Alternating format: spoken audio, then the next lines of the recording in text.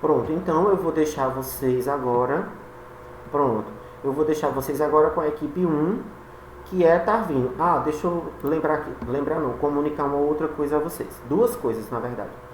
Ao final de todas as apresentações, eu vou fazer os comentários gerais. Eu não vou comentar ao final de cada apresentação.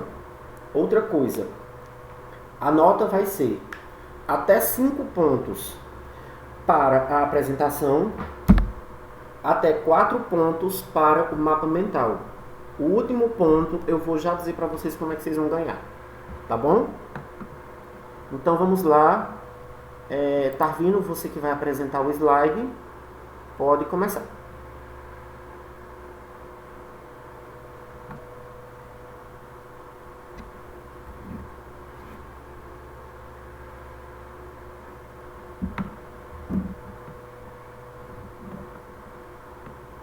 Tarvino, você me ouve?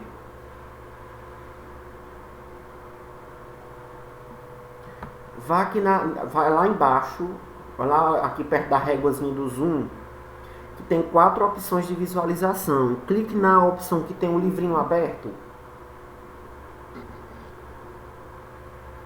Não, Tarvino, não estamos escutando você.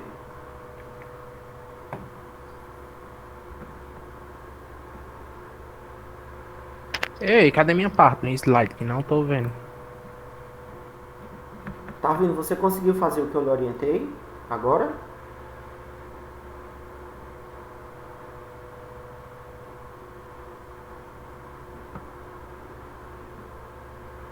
Cadê? Eu não tô vendo ele. Estão me escutando agora? Agora sim. Você conseguiu É fazer porque eu. Você conseguiu fazer o que eu lhe orientei? Pera ainda, professor, é porque eu tive que abrir pelo celular e pelo computador. Certo. Eu tô vendo aqui pelo meu celular que o mapa mental já tá aparecendo. Aí como é que Já. o senhor quer? Lá na parte de baixo, perto do zoom, da barrinha do zoom, tem 4 opções de apresentação. Você vai clicar no livrinho aberto. O meu não. Como?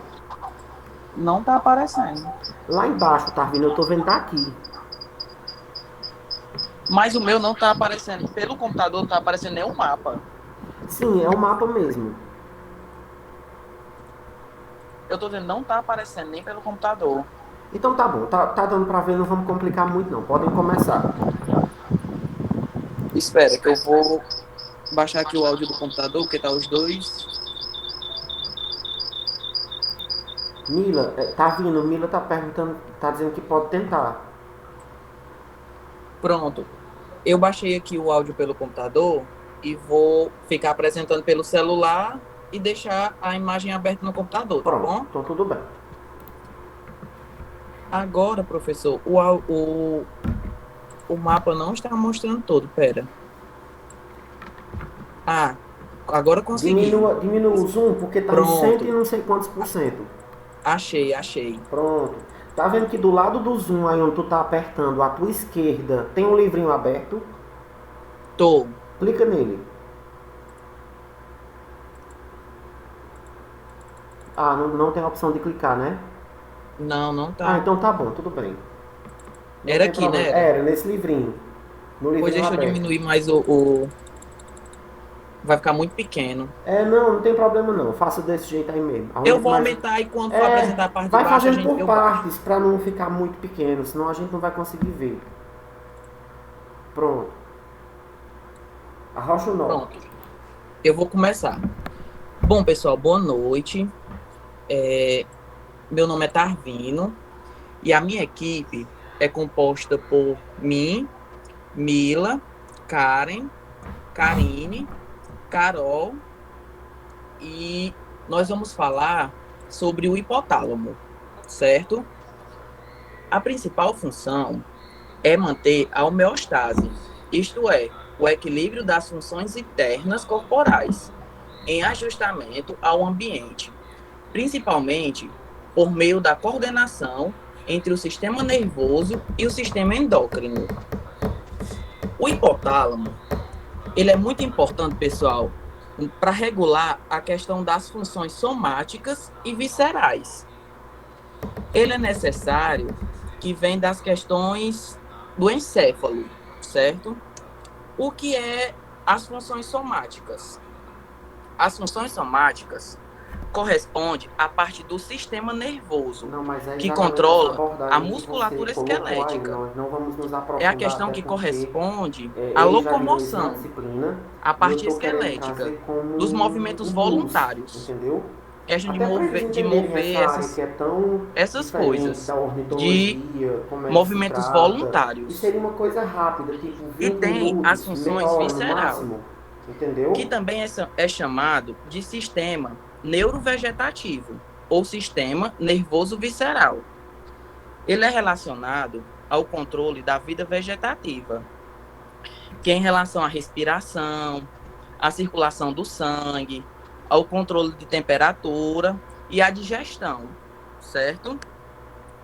O hipotálamo também tem a função do comportamento.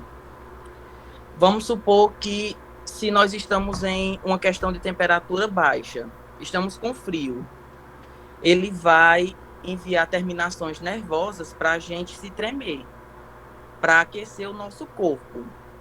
E ele também vai dar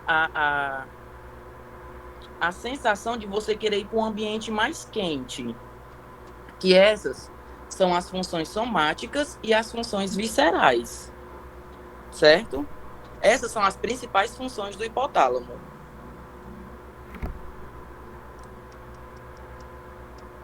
Oi, gente, boa noite. Vocês estão conseguindo me ouvir? Oi, Sim, estamos ouvindo. tá me ouvindo? Sim, Karen, estamos ouvindo. Pronto, ótimo. Então, só lembrando que essa principal função, né, que o Otávio não apontou, é onde vai entrar a relação do hipotálamo com a hipófise. E no caso seria, o que é a hipófise? Ela vai ser a glândula endócrina que é controlada pela maior parte do hipotálamo. Ou seja, os hormônios que eles são produzidos no hipotálamo, eles são enviados à hipófise. Aí, quando chega na hipófise, o que é que eles fazem? Ela vai fazer a liberação para o organismo. E entra justamente essa questão que o Otávio colocou do termostato, que vai fazer o quê? O termostato ele vai impedir que a temperatura do sistema, enfim, dos elementos químicos, ele varie além do limite estabelecido. E vai ser a partir daí que o hipotálamo ele vai alertar ao sistema que é necessário reduzir a tal substância ou atividade que o organismo está exercendo. Que vai ser nesse momento, como o professor colocou várias vezes, que ele vai fazer a participação na regulação, como, por exemplo, do sono, né? Estamos com sono, ele vai mandar aquele sinal, vai mandar aquele alerta para o nosso organismo, informando que está na hora de dormir, da mesma forma, em relação à fome, à variação de temperatura, à sede e principalmente ao sistema autônomo. E também trata do sistema límbico. Aí no mapa mental, a gente tentou colocar na parte das principais funções de forma resumida, para todo mundo entender.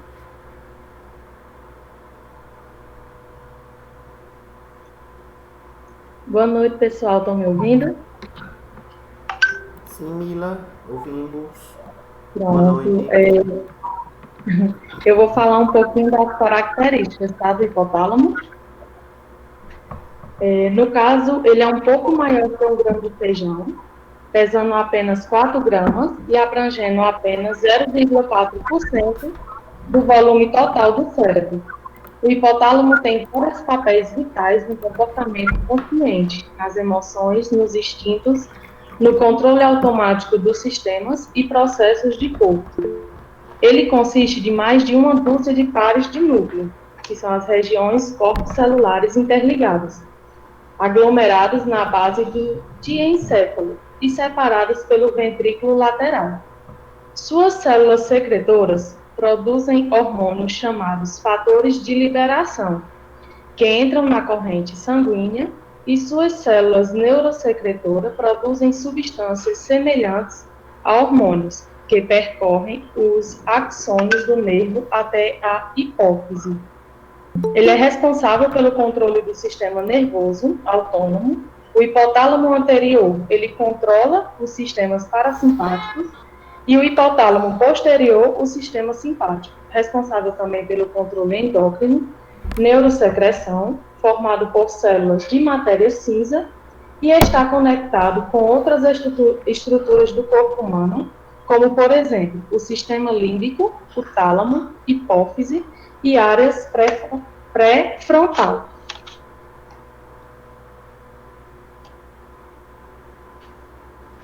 Boa noite, pessoal. Vocês conseguem me ouvir direitinho? Boa noite, Karine. Conseguimos ouvir. Bom, eu vou falar sobre o mau funcionamento do hipotálamo e onde ele se localiza.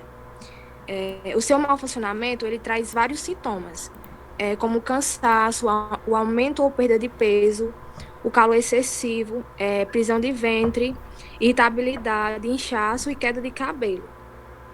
Como vocês podem observar aí no mapa, já está dizendo bem direitinho. E onde ele se localiza? Ele é a região do encéfalo, de vértebras relativamente pequenas, onde ele se localiza sobre o tálamo, que a função dele é manter o equilíbrio das funções internas corporais e ao ambiente, principalmente por meio da coordenação entre o sistema nervoso e o sistema endócrino.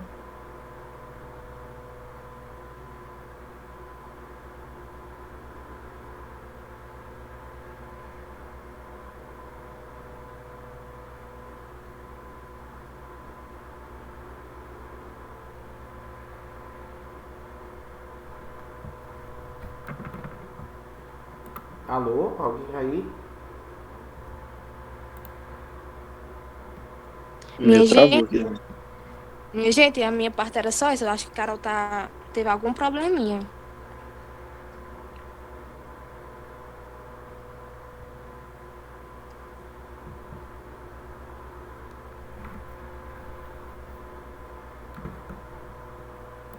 Carol, você está por aqui, está entre nós.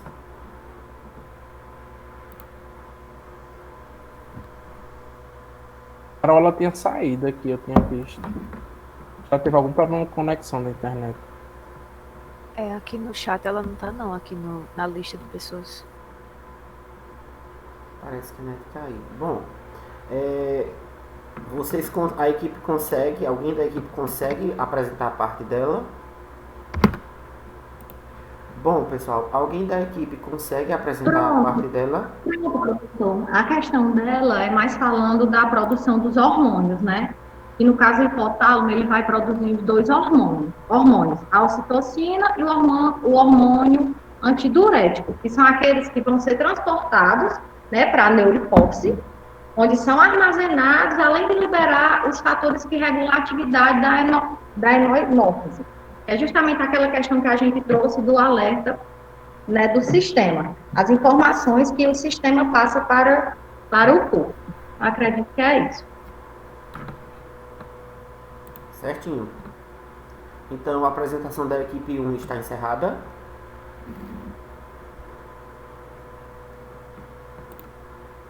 Sim, tá. Pronto. Então, muito bem. Tarvino, pode parar a apresentação. E agora já vai começar o pessoal da equipe 2. Pois, me ensina aí, professor, como é que para aqui a apresentação? Interromper a apresentação. Procura um íconezinho azul que tem interromper a apresentação. Ou então feche sua janela da imagem. Não, fechar, minimizar não.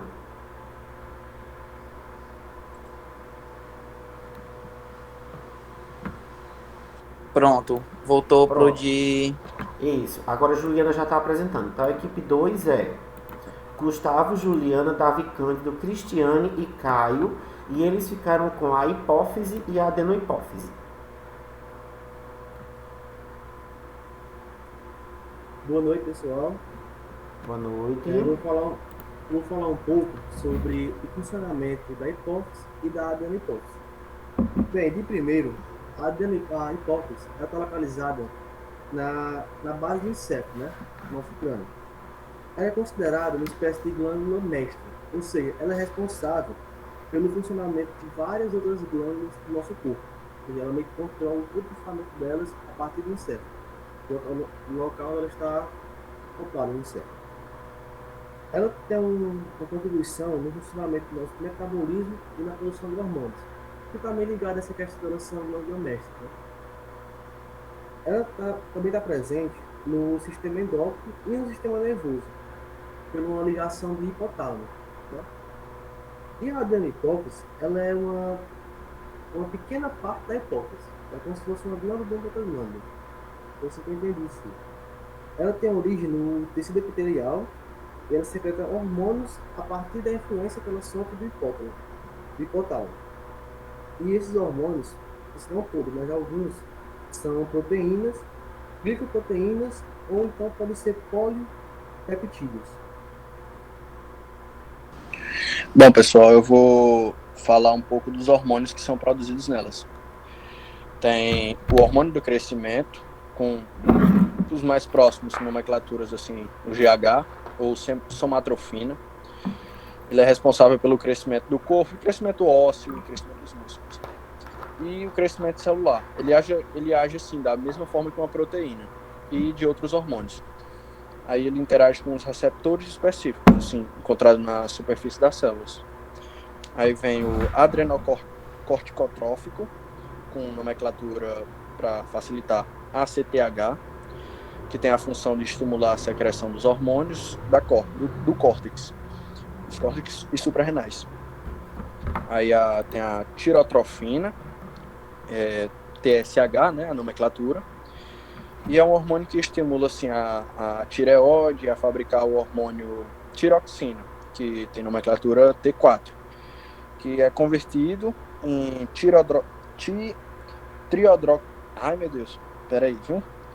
triodoxtironina, que é o T3, que é o hormônio ativo, ele que estimula o funcionamento do metabolismo.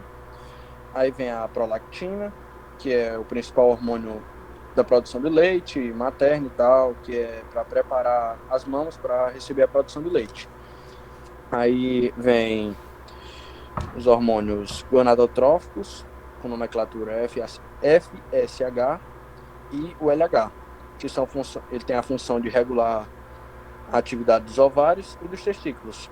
Por exemplo, assim, estimular a secreção de estrogênio e responsável pelo desenvolvimento e maturação dos ovários. Boa noite, pessoal. Agora a gente vai falar um pouco sobre o que vai causar os hormônios, se eles estiverem ou aumentados ou diminuídos, o que vai ocasionar isso, o que vai trazer consequências.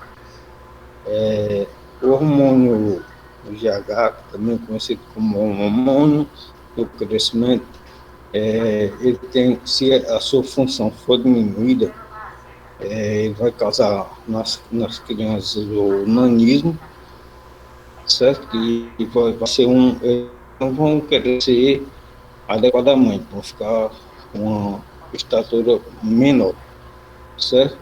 E se esse hormônio, em vez de diminuir, ele tiver aumentado, vai ser a hiperfunção e vai ser a causa do gigantismo. Ou seja, vão crescer mais do que o normal, vão ser crianças e futuros adultos maiores do que o normal. E também, se esse hormônio ele tiver aumentado já na fase adulta, ele pode causar acromegalia, que são aumento das extremidades do corpo humano. As mãos vão ficar maiores, os pés vão crescer. Também temos a prolactina, que a prolactina é o hormônio do leite, certo? O excesso de prolactina pode causar infertilidade na mulher, pode causar uma falta de libido, pode causar uma menstruação irregular, que é a oligomenorreia, pode causar uma ausência de menstruação, que é a menorreia, certo? Pode produzir leite sem a mulher estar num período de gestação, ou seja, não era um período adequado para a produção de leite, mas mesmo assim se produz leite. é chamado de galactorreia. Também vai ter uma disfunção erétil e pode causar também tanto osteoporose como tumor da hipófise, certo?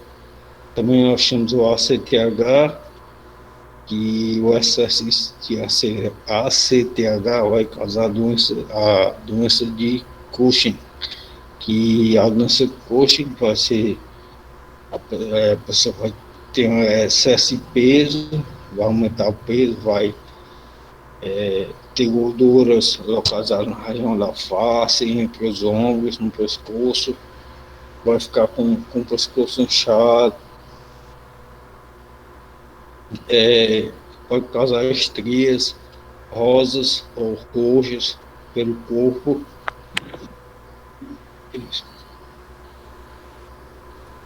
Boa noite, gente.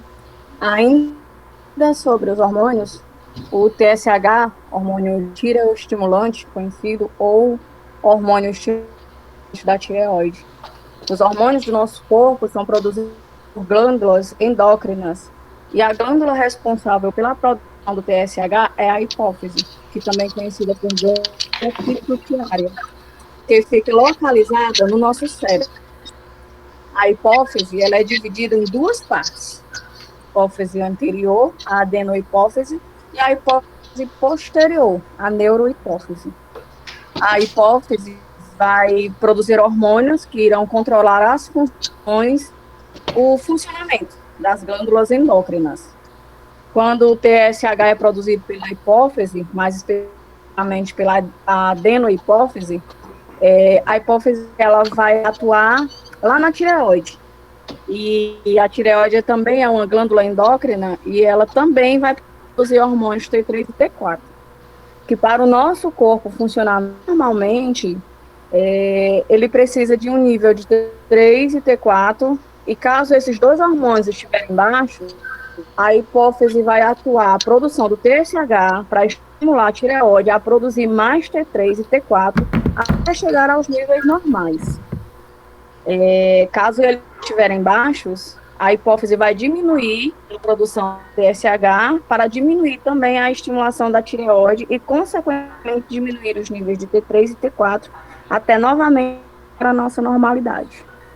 Os valores de referência podem variar um pouco de laboratórios, que normalmente os valores normais de TSH em adultos está entre 0,3 e 5,6 micro-UI por ml.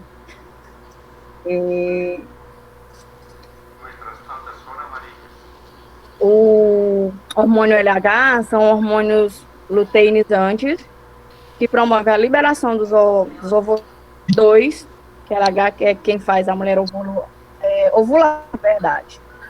A estimulação da formação do lúteo. E nos homens, o ICHS, e é os hormônios estimulantes das células intersticiais, e estimular as células de Leydig a produzir testosterona. Ixi, enrolei. O FSH, que são os hormônios folículos, estimulantes justamente, estimula justamente com o LH e regula as atividades dos ovários e testículos. Problemas são semelhantes.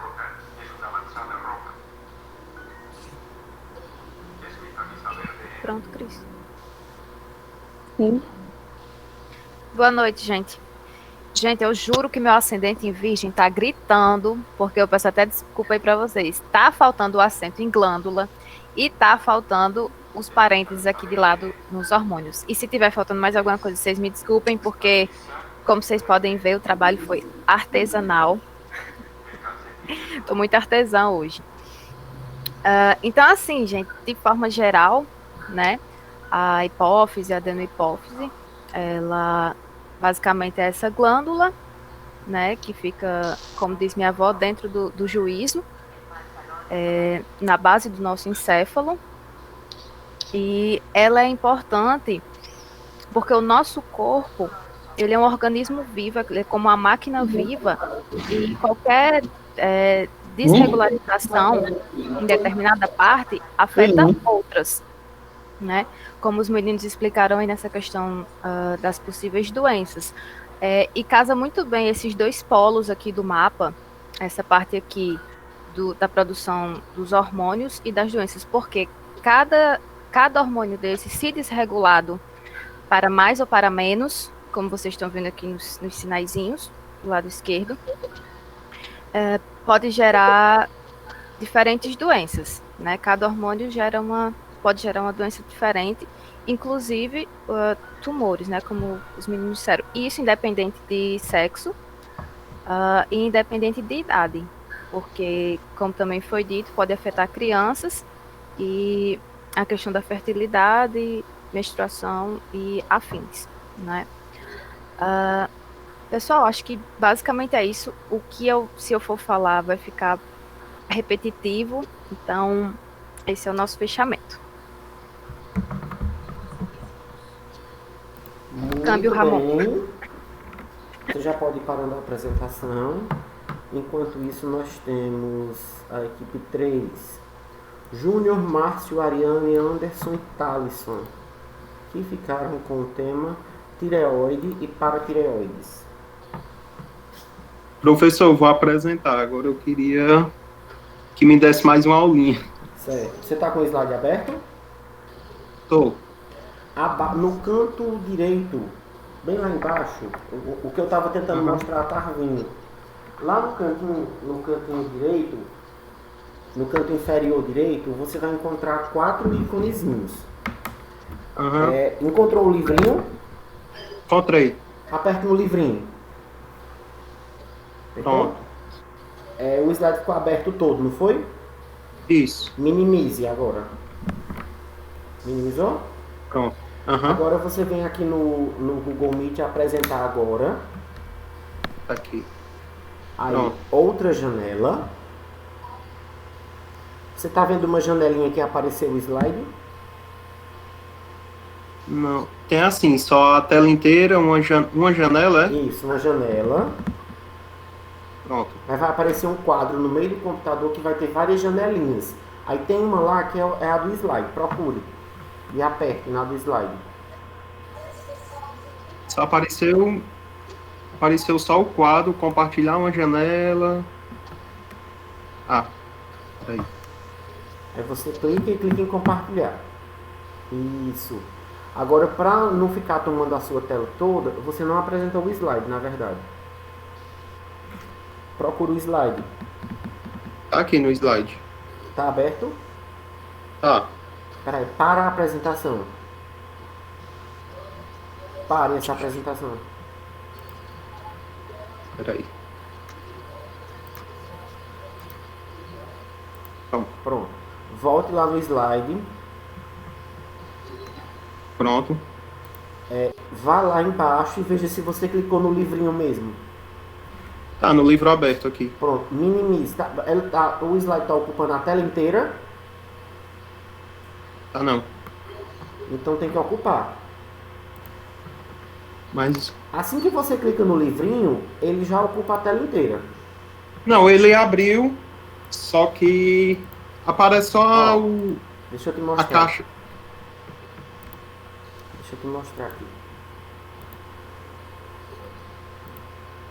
Peraí, você está com o slide aberto? Estou. Não minimize. Deixa aí aberto e vem agora para aqui, pro Meet. Aí vai apresentar agora. Agora vai dar certo. Apresentar agora uma janela. Tá aqui. Pronto, aí você clica no slide. Cliquei. E aí, para não ficar você sem ver nada, você vai lá em cima, tem minimizar, fechar, clique no botãozinho do meio. Para ele diminuir e caber na tela, para você ficar vendo. Mas está vendo Sim, o slide já ou não? já aparece, viu? Pronto. Você está vendo os colegas e o slide? Estou. Pronto, então pode começar. Boa noite, turma. Nós ficamos com a tireoide e as paratireoides. A equipe é composta por mim, Ariane, Júnior, José Anderson, José Talisson e o Márcio Denis. Nosso querido professor Ramon.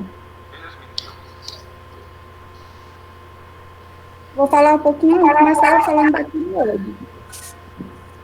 Ela é uma glândula endócrina que pesa aproximadamente 30 gramas.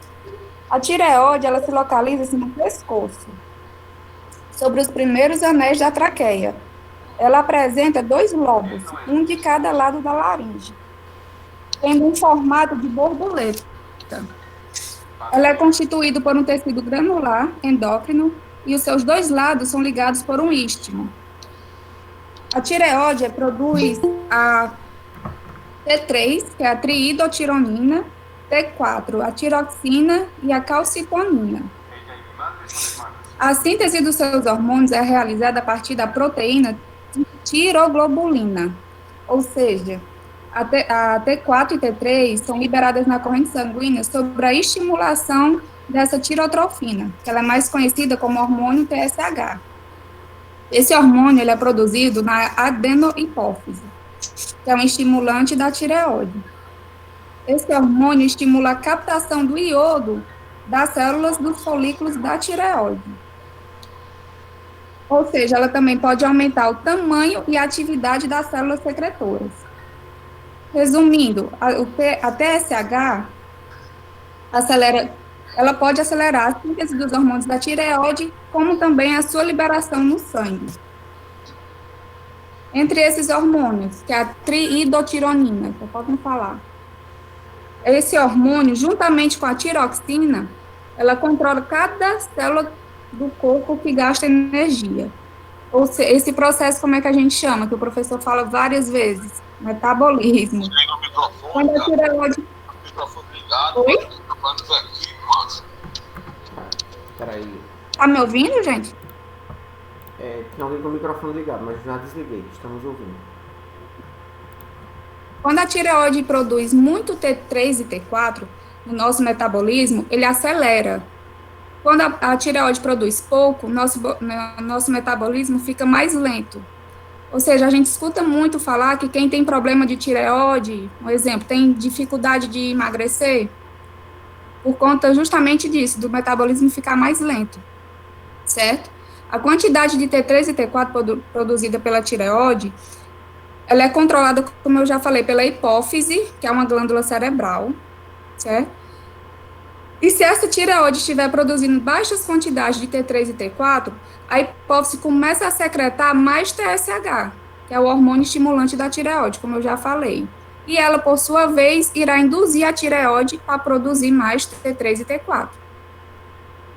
Se, por alguma hipótese, a tireoide estiver produzindo T3 e T4 em excesso, a hipófise reduz a secreção do TSH. Na nossa tireoide,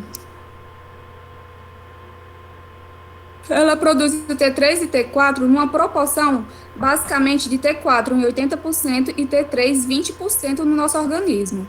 No entanto, essa T4, quando entra na corrente sanguínea e chega em outros tecidos, ela também pode ser transformada em T3, para dar energia às células. Ou seja, a T4 também serve como um reservatório para T3. Dessa forma, o T3 é o real hormônio responsável por controlar o nosso metabolismo, produzindo em sua maioria a partir do T4 circulante. Como a Cris falou, no exame, é muito difícil você ver um médico solicitando o exame só de T3 ou só de T4, certo? No exame T3, portanto, ele vai avaliar a quantidade do hormônio T3 na corrente sanguínea. Se houver uma grande quantidade de T3, a gente pode falar que ele tem hipertireoidismo. Caso contrário, se for uma baixa quantidade, hipotireoidismo. Outro hormônio produzido é a calcitonina. Esse hormônio produzido na tireoide tem uma função de diminuir a concentração de cálcio no sangue, além de diminuir a absorção de cálcio pelos intestinos. Ou seja, a calcitonina ela é também muito importante para a manutenção dos nossos ossos e dentes. Por isso que ela é muito usado em medicamentos. Eles tem vários medicamentos que têm essa composição, e são bastante usados em doenças como a osteoporose. Certo? Resumindo, os hormônios da tireoide, eles estimulam várias reações químicas, como, por exemplo, o metabolismo, da maioria dos nossos tecidos dos nossos organismos, pois elas aumentam a quantidade de enzimas oxidativas. Além de acelerar o metabolismo, ou seja, ela acelera o metabolismo dos nossos carboidratos, lipídios e proteínas, além de ter uma função muito importante no crescimento e desenvolvimento, influindo, inclusive, como nossos colegas já falaram, por exemplo, no ciclo menstrual e na fertilidade. Muitos casos de infertilidade é por conta de algum distúrbio da tireoide, entre outros casos que os meus colegas vão falar agora.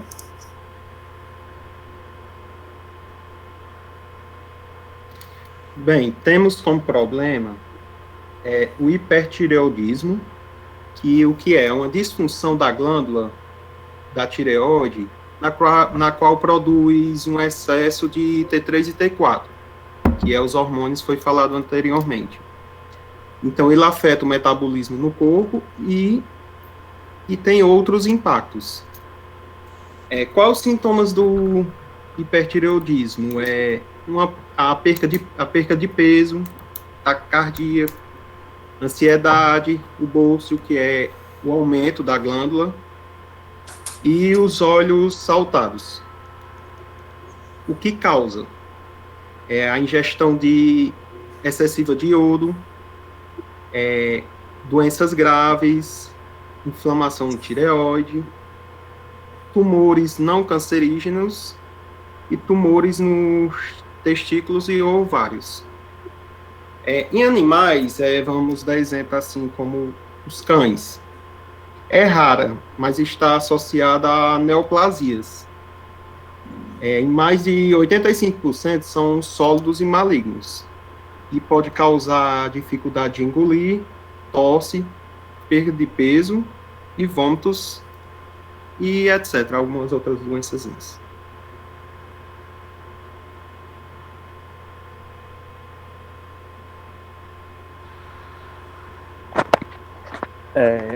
Hipertireoidismo é um problema bastante abordado nos dias de hoje, seja em humanos como pela frequência mais. Nos cães, é de contar um tratamento e essa doença é causa de muito aborrecimento, já que seu diagnóstico nem sempre... Alisson, só um minuto, seu áudio está cortando, está falhando. A internet. Tá ouvindo? Agora estou. Pronto. O diagnóstico nem sempre é tão simples. Um dos problemas, um dos sintomas, quer dizer, que é mais clássico no diagnóstico, é o aumento de peso. E se agrava mais ainda com a falta de energia por parte dos cães, que acabam ficando obesos mesmo sem que haja alterações no seu apetite, em função da mistura entre o funcionamento anormal de seus hormônios com a ausência de atividade física, causada pela apatia. Outros sintomas que são muito raros, mas que também podem se manifestar nos cães, inclui a anemia, intolerância ao frio, paralisia de nervos faciais, diminuição no ritmo cardíaco, aumento da taxa de colesterol e conjuntivite.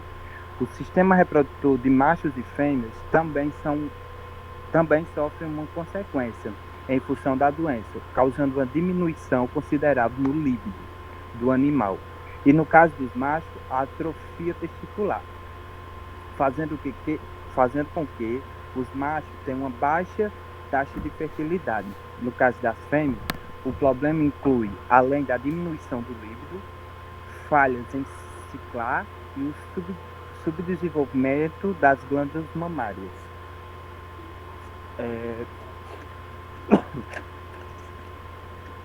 Na maioria das vezes, os cães passam a mostrar os primeiros sinais relacionados à doença quando chegam à meia-idade, entre 5 e 10 anos de vida. E além de haver uma predisposição genética por parte dos cachorros, de algumas raças determinadas, especialistas afirmam que tanto os cachorros machos como as fêmeas podem apresentar um risco maior de desenvolver a doença quando comparado aos pets não castrados. Entre as raças que têm maiores chances de apresentar a doença ao longo da vida, a gente pode citar o Golden, o Doberman, o Pinche, o Dog alemão, o Poodle e o Rottweiler, assim como as raças com maior risco da doença. Há também outras em que o problema dificilmente ocorre, como no caso do pastor alemão e na maioria dos cães de raça mestiça. Em grande parte dos cães, a doença se apresenta autoimune, destruindo a glândula tireoide do cão. No entanto, a atrofia natural da glândula e a falta de devido a um mega pobre ou uma malformação congênita também pode estar entre os desencadeadores do problema.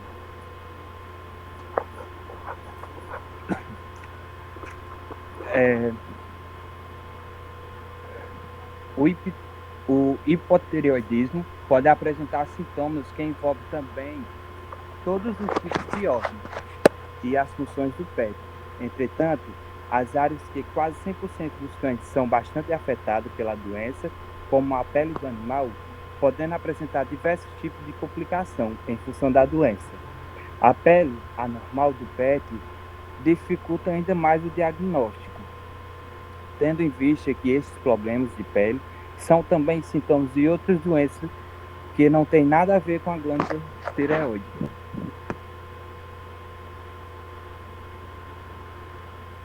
Glândula paratireoides. Ela também é conhecida como a glândula paratireoides. Essa glândula, ela fica na tireoide, ela fica por trás da tireoide. Ela tem assim as dimensões de 3 a 6 milímetros. Ela pesa em torno de 0,4 gramas. Elas já são 4. São 4 glândulas que compõem a paratireoide. E elas são formadas em forma de cápsula. Ela tem um tecido conjuntivo.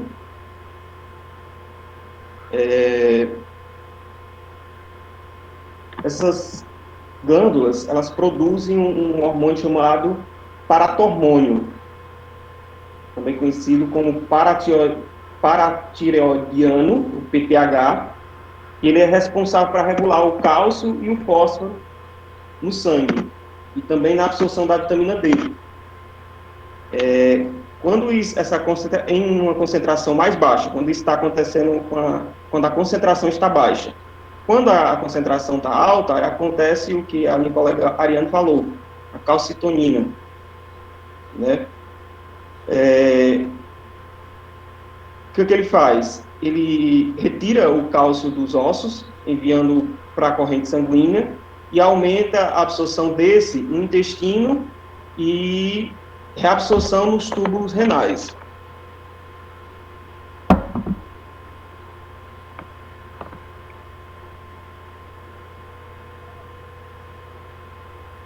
Certo. No caso, são 3, né, os mecanismos de seria o aumento da absorção intestinal, aumento da reabsorção do cálcio nos rins e a retirada do cálcio do osso, né, que seria a desmineração óssea, certo? Uma espécie de feedback negativo. Então, quando eu tenho baixo nível de cálcio no sangue, eu tenho um aumento na produção do PTH. E quando eu tenho um alto nível de cálcio no sangue, eu tenho a diminuição da secreção do hormônio PTH. E alguns fatores, como geralmente tumores, podem desencadear alterações no funcionamento da glândula, causando a hiperfunção ou a hipofunção. Aí a gente tem o hiperparatireoidismo e o hipoparatireoidismo. No caso do hiper, há uma secreção persistente do paratormônio, o que vai gerar um aumento acima da média da concentração de cálcio no sangue. Geralmente é algo que é assintomático, mas que aí, com o passar dos anos, esse enfraquecimento dos ossos vai provocando doenças e também principalmente aparece cálculos renais. E na questão do hipoparatireoidismo, já é caracterizado pela redução da secreção do paratormônio e pela diminuição da concentração de cálcio no sangue. Os sintomas seriam câimbras, fraqueza muscular, tontura e tetania, que seriam contrações involuntárias do músculo. No caso, seria isso a apresentação. Obrigado pela atenção. Então, muito bem. Vamos à próxima equipe, que no caso é a equipe 4, Leôncio, Wellington, Técio, Janderson e Vitor Hugo, que ficaram com as suprarrenais. Eu recebi a justificativa de Janderson mais cedo, que provavelmente não poderia assistir à aula. Então, vamos lá, equipe 4. Vocês estão vendo aí, pessoal? Sim, perfeitamente, vendo, ouvindo. Professor, só um instante aqui, porque agora eu não estou conseguindo visualizar. Aperta aqui no meio, ali Pronto, em cima, pronto, certo. Só ver se os meus colegas estão vendo também, né? Que tá ok. Pronto, para mim tá ok. Pronto, Leôncio. Boa noite, pessoal. Boa noite. Todo mundo me ouvindo bem? Sim, claramente. Nós ficamos com a parte de glândulas suprarrenais, a equipe, como o professor bem falou, é Jantos, o Leôncio, o Técio, o Vitor Hugo e o Hélio. Vamos começar com uma breve definição. As glândulas suprarrenais, como também pode ser chamada de adrenais, elas são glândulas endócrinas, né, que são envolvidas por uma cápsula. Como mostra a figura aqui ao lado, essa ilustração, isto mostra os rins de um ser humano, né? Como o próprio nome já diz, elas são suprarrenais, quer dizer que elas estão acima, sobre os rins, né? Você vê que no rim esquerdo da figura, ela se apresenta de uma forma triangular. E já no rim direito, ela bem que apresenta de uma forma de meia-lua, né? Isso pelo fato dela sofrer uma pressão do fígado em desenvolvimento, tá entendendo? Elas medem um comprimento aproximadamente 5 centímetros, estão localizadas na cavidade abdominal, encontram-se ao nível da 12ª vértebra torácica e são responsáveis pela liberação de alguns hormônios importantes, né? Esse primeiro slide aqui está associado ao segundo, ao próximo, né? E também tem uma função muito importante, que é estimular a conversão de proteínas e gorduras em glicose, né? Resumindo a questão desse primeiro slide, o segundo, uma das principais funções é excretar hormônios importantes no organismo, né? Aí segue a apresentação.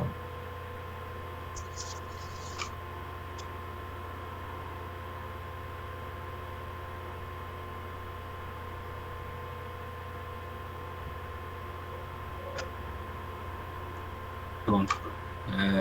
Boa noite. Bom, pessoal, a estrutura da glândula suprarrenal, como vocês podem observar, e já foi bem evidenciado pelo Leôncio, ela tem o formato, né? Ambas têm um formato, uma tem um formato mais triangular, que a imagem ela pode falar, né, por si só, e a outra tem um formato mais arredondado, porém a estrutura é a mesma, tá certo? Ela mede em torno, pessoal, de 3 polegadas, né? É uma medida bem comum, que vai ser em torno de 7,5 centímetros a 9, né, de comprimento, tá bom? Quando é feita a biópsia, né, que é o estudo do órgão em si, tomada da glândula suprarrenal, 2 seções são imediatamente visualizadas, tá bom? a camada mais externa da glândula suprarrenal, ela é chamada de córtex, e vocês podem observar aqui em cima, né? O córtex, tá certo? Que ele é dividido aí, ele acaba aqui, né, produzindo alguns hormônios. No caso, o córtex, ele também tem a parte interna, né, que é essa parte mais interna, que é chamada de medula adrenal, certo? Além de ter diferenças físicas, né, estruturais, isso fica bem evidente, eles também liberam hormônios de forma independente e hormônios naturalmente diferentes, tá certo? O córtex contém diferentes tipos de células, né, começando pela cápsula, que é a parte envoltória, que é a parte externa, né, e seguido pelas zonas, que é justamente aí essa definição do córtex, tá certo? Que são a zona glomerulosa, tá certo? Que ela secreta mineralocorticoides, que é no caso o cortisol, zona fasciculada, que ela secreta glucocorticoides, e a zona reticular, que ela secreta hormônios andrógenos, tá bom? Esta divisão, pessoal, ela facilita principalmente a produção pela glândula suprarrenal, que fica de uma forma muito mais organizada. No caso, a medula, só voltar aqui um pouquinho para vocês, a medula, ela secreta epinefrina em resposta ao estresse emocional ou físico. Então, é uma situação exposta a qual ela vai vir a produzir, tá certo? Enquanto o córtex, ele produzirá esteroides e hormônios metabólicos, como a aldosterona e o cortisol. No entanto, é muito seguro dizer que existem várias sobreposições em relação às funções e à produção de cada desses hormônios.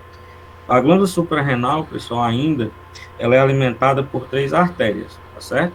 Eu acredito que esteja bem visualizado aí para vocês. Então, ele se sobrepõe, né? Ele está nessa parte superior do rim, e você vê naturalmente 3 ramificações, né? A primeira, superior, ela tem 4 ramificações, que ela é bem alimentada. A segunda, e a terceira, uma ramificação bem menor, que no caso é como se fosse uma espécie de secundária, tá certo? A glândula suprarrenal é alimentada por 3 artérias, já bem visto, e quanto ao fornecimento do nervo, as glândulas suprarrenais são inervadas pelas fibras simpáticas da medula espinhal torácica, tá certo? Segue a apresentação.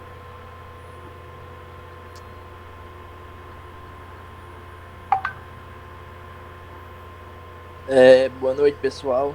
Todo mundo me ouvindo? Vou falar aqui um pouco sobre os hormônios produzidos pela glândula suprarrenal. O córtex adrenal, substâncias que sintetizam nele. É a zona glomerulosa, zona fasciculada e zona reticulada. Na medula adrenal, neurotransmissores, que é a adrenalina e a noradrenalina.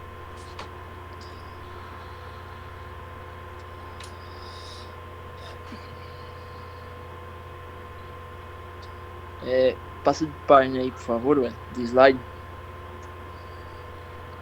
Obrigado. Os hormônios produzidos no córtex adrenal e a forma de atuação dos hormônios. A aldosterona tem a principal função de regulação do balanço eletrolítico. O cortisol responde ao estresse em circunstâncias potencialmente vitais. Também regular o metabolismo no nosso corpo, iniciando a produção de glicose e a circulação de ácidos graxos e aminoácidos para nossas células. Nos andrógenos, ajuda na diferenciação entre o sexo, iniciando o desenvolvimento de nossos órgãos sexuais e traços secundários. Próximo.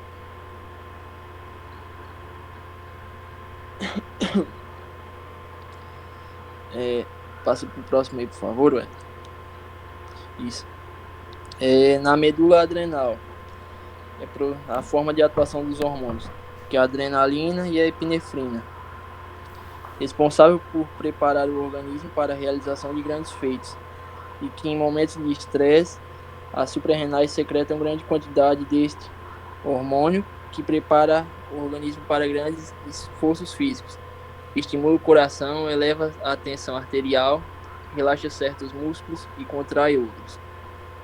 A noradrenalina ou a noropinefrina, também conhecida como catecolamina, influencia o humor, a ansiedade, sono e também a alimentação.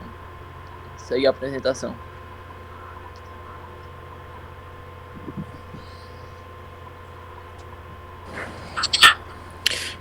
Boa noite, pessoal. Vamos passar para a parte, né? A parte de doenças causadas pelo mau funcionamento das glândulas suprarrenais, né?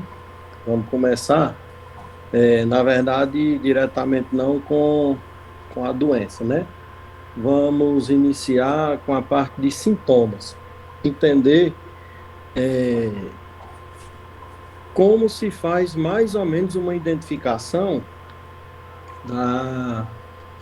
dessas doenças, né? Que na verdade são bem complicadas, porque a sintomatologia desses pacientes é muito relacionada, tem muitos sintomas que são relacionados a outras doenças. Então se torna até um pouco difícil, né?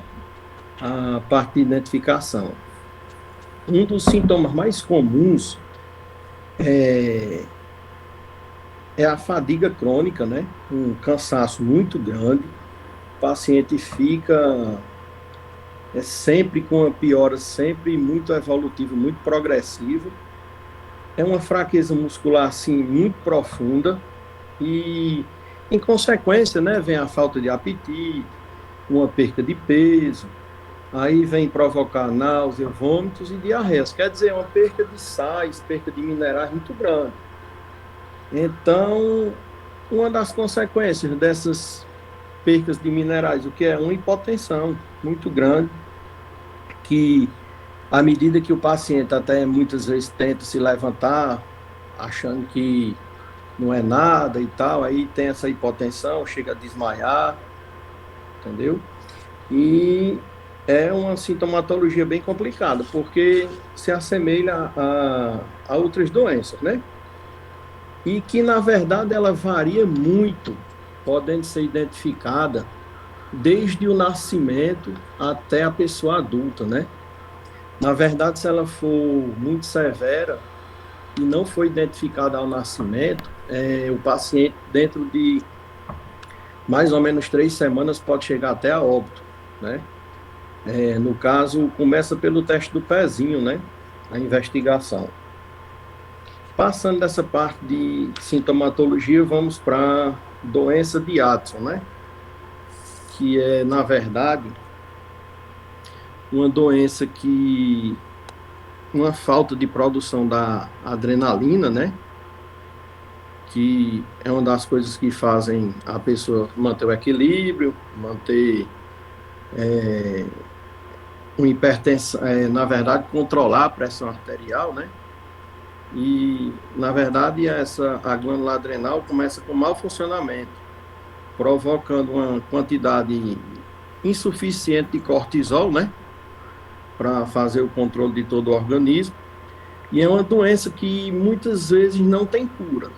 Infelizmente, é uma das doenças que não tem cura. E sendo tratada, controlada, crônica, a pessoa pode viver a vida inteira com essa doença, né? Fazendo um tratamento bem específico. Bem, vamos passar da doença de Addison para a parte de câncer da glândula adrenal.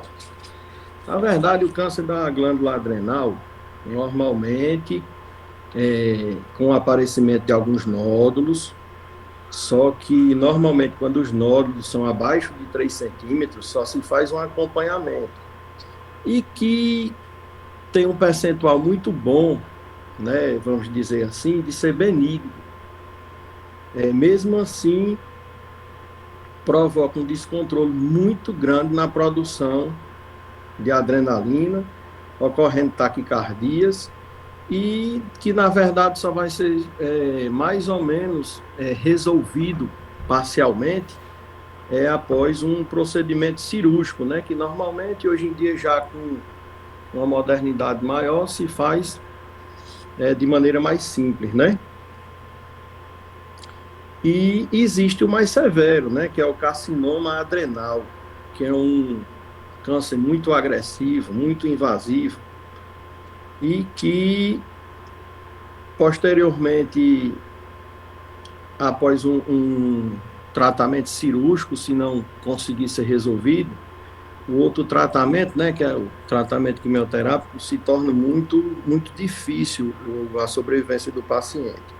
E que, normalmente, esse carcinoma, ele se apresenta com um tamanho de nódulo maior, né? Variando de 4 a 5 centímetros e com uma formação diferente. Mesmo após a cirurgia, e na verdade é uma minoria dos casos, né?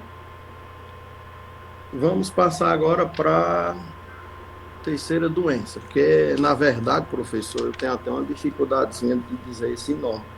É o Waterhouse-Friedrich, que na verdade se trata de uma hemorragia das glândulas suprarrenais causada por uma infecção bacteriana grande, que normalmente, frequentemente, estatisticamente, 90% dos casos é causado pela meningite, né? Na verdade é uma meningite, que atinge diretamente a glândula suprarrenal, que é a bactéria Neisseria mambis, e que compromete muito toda a função, né, renal, e raramente, casos raros, são atingidos por uma infecção fúngica, né, e mais raro ainda por vírus, certo? Passando agora para a próxima doença, que é a hiperplasia suprarrenal congênita, né? Que, na verdade, professor, ela é uma doença assim, bem complexa, né? Que, na verdade, ela é muito identificada, essa hiperplasia, no teste do pezinho, né? Mas por conta do tempo, Vitor Hugo, se você puder dar uma acelerada nessa questão das doenças, tá certo? Porque a gente já está com o tempo um pouco estourado, tá bom? Tá bom, tá jóia. Vou acelerar aqui. A hiperplasia adrenal congênita, né? Ela, na verdade, pode ser identificada no teste do pezinho, né? Ela é autossômica recessiva, que vem já de herança genética, né? Que se caracteriza por um comprometimento muito grande na parte hormonal, né? E que, na verdade, pode ser, se não for identificada até a 3ª semana de vida do bebê, normalmente ele vai a óbito, né? Frequentemente. Segue a apresentação.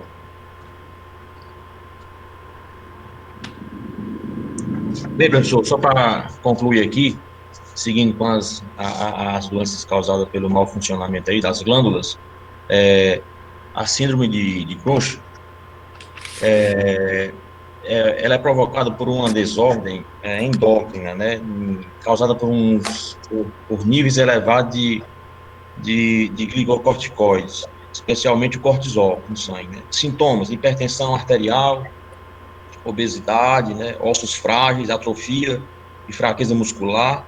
E nas mulheres podem ter aquele problema de pelos na face, né, pelos faciais, né, que é aquele ditado que nem de bigode, nem o cão pode, né? E outra coisa, e menstruações irregulares. Aí segue com a neuroblastoma. A neuroblastoma. O neuroblastoma é um tipo de câncer que se forma em determinados tecidos nervosos. Geralmente se forma em glândulas suprarrenais, né? E os sintomas são dores ósseas, né? nódulos no pescoço, abdômen e outros sintomas. Em seguida vem a feocromocitoma, né? Que são tumores raros, né?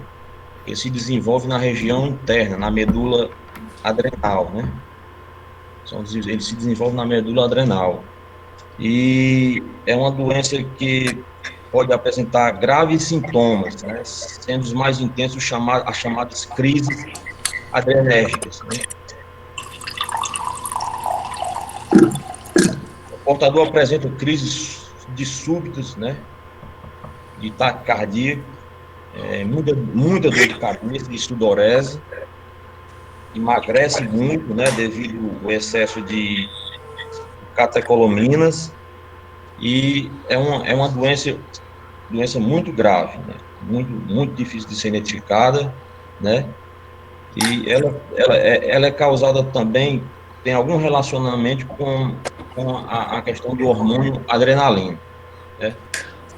Aí a apresentação era basicamente essa, professor. Aí, Wellington, passa aí para a gente mostrar o mapa mental, né? Que já, por si só, já diz tudo com relação às glândulas suprarrenais, né? As divisões dela, a parte estrutural dela, e, como eu disse, a principal função é justamente excretar os vários hormônios importantes para o organismo. E está tudo aqui no mapa. Agradeço e muito obrigado aí. Ok, obrigado, equipe. Nós agora vamos para a equipe 5. Leonildo, João Vitor, Ana Beatriz, Davi Salles, que vão ficar com as gônadas. Faltou eu, professor. Eu quem? Professor, eu na equipe André Hilton. Frederico, da de pâncreas. Oi? André Hilton, você tá na das gônadas, é? É. 5? Pronto. Então, Eu tô Leonildo... da de Frederico, da pâncreas. Certo, que é a última, né? Daqui a pouco eu coloco o seu nome. Vamos lá. A equipe 5 é Leonildo, João Vitor, Ana Beatriz, Davi Salles e André Hilton. Correto? Sim, professor. Pronto, então podem começar. A minha de Frederica, eu sou junto com o Frederico. Certo, só que a última é a equipe. Aí daqui a pouco eu vou colocar seu nome, tá bom?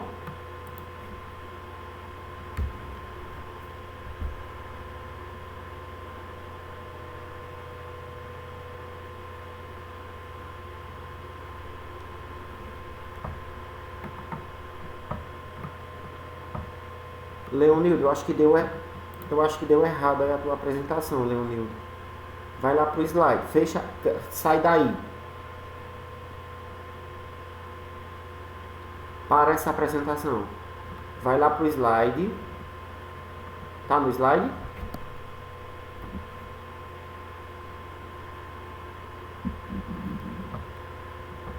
Abra o slide, aí lá embaixo vai ter aqueles 4, no canto inferior direito, vai ter aqueles 4 tipos de apresentação. Aí você vai clicar no livrinho. Tá encontrando? Leonildo?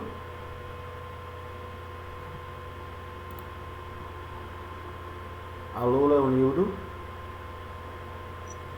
Professor, eu estou procurando aqui, viu? Certo. Você tá com o slide aberto?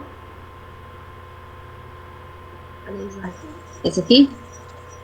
Não, esse aqui, ó. Tá aberto, peraí. Pronto, ó, é no canto inferior direito. Tem 4 iconezinhos de apresentação. Você vai clicar no livrinho aberto.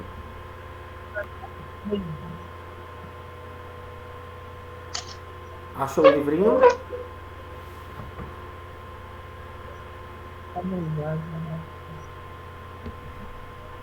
Professor, Oi? Professor, só um momento. Só um momento, viu? Certo. Você A gente tá procurando aqui. Pronto. Você tá com o slide aberto? Estou. Pronto. Vá no canto. A gente está com o slide. Pronto. Vá no canto inferior direito do slide. Aí tem 4, tem a barrinha de dar zoom no slide. Aí tem 4 íconezinhos. Tem um livrinho aberto. Tá conseguindo ver o livrinho aberto? Lá embaixo. Pronto, tô. Pronto, clique no livrinho aberto. Aumentou. Aumentou? Aumentou já. Deixa aí, agora volte pra cá. Aumentou. Pronto. Não minimize, não faça nada. Volte pra cá, aqui pra reunião. Voltou? Voltei. Agora, no canto, também no canto inferior direito, quando você colocar o mouse, vai aparecer assim, apresentar agora. Clique nessa opção, apresentar agora. Clicou? Pronto. Aí você vai clicar em uma Pronto. janela, tem 3 opções, você vai clicar uma janela. Quando você clicar uma janela, vai aparecer um quadro no meio da tela do computador que tem uma janelinha com um slide. Aí você vai clicar nessa janelinha do slide. E vai clicar em apresentar. Pronto. Clicou em apresentar? Pronto.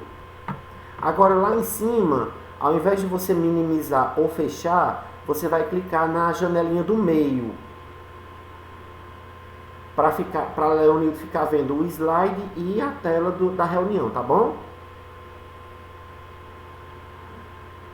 Aí tu vai passando aqui. Deu certo? Tá aparecendo não para vocês? Tá aparecendo. Eu quero saber se vocês estão vendo o slide e a tela.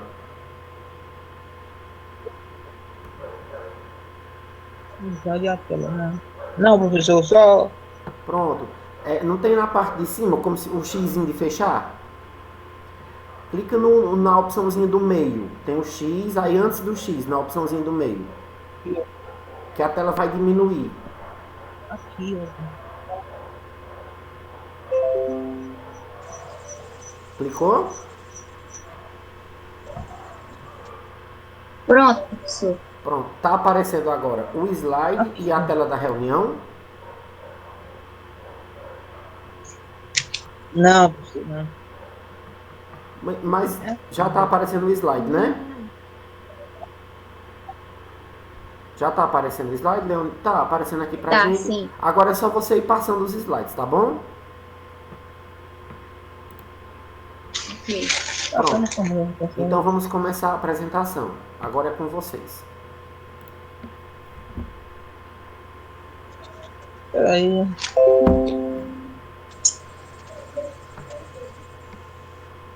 Professor, só ajeitar aqui, viu, a tela? Tudo Só um bem. momento. Tudo bem.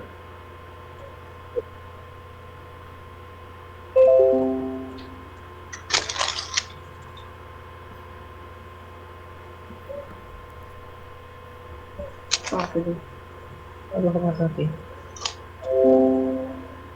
Isso aqui, ó. Aí, começa.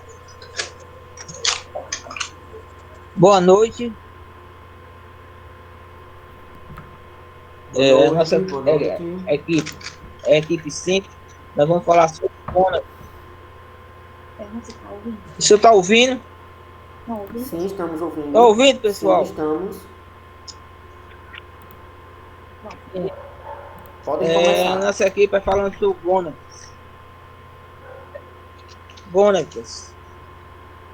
A equipe é Francisco Leonildo, Ana Beatriz, João Vitor, Adrianilton, André Hilton. A minha parte a minha parte é falando sobre a parte inicial.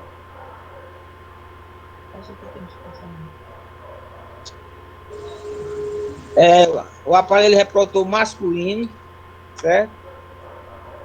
E dentro do aparelho reprodutor masculino tem a vejiga, a uretra, o pênis, né? O epidíneo, o testículo, a conclusão diferente, o prostata e a vesícula.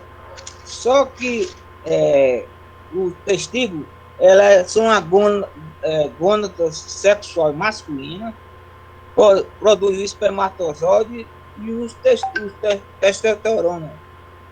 Elas são organizadas pelos tubos semíferos, que no local é o local de produção dos gametas. Dentro dos testículos tem as células intersticiais, o lídio, que produz testosterona. Dentro dos testículos tem lepidina, o ducto diferente, o túbulos seminíferos e as células intersticiais, certo? E para o gônado feminino, é o ovário, a parte do ovário. O ovário tem o útero, tem a tuba uterina, o ovário, a vagina, o colo do útero e o ovário, certo?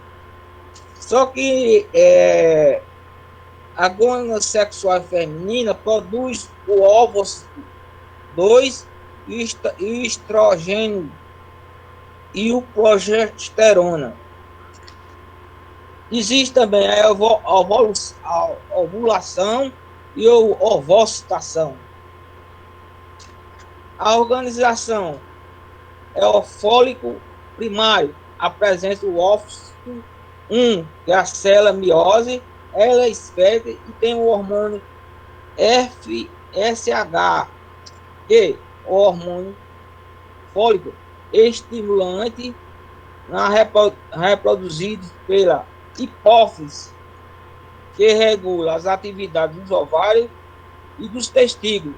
O hormônio fólico estimula também o FSH, que estimula a secreção do estrogênio, que é responsável pelo desenvolvimento e maturação dos fólicos dos ovários.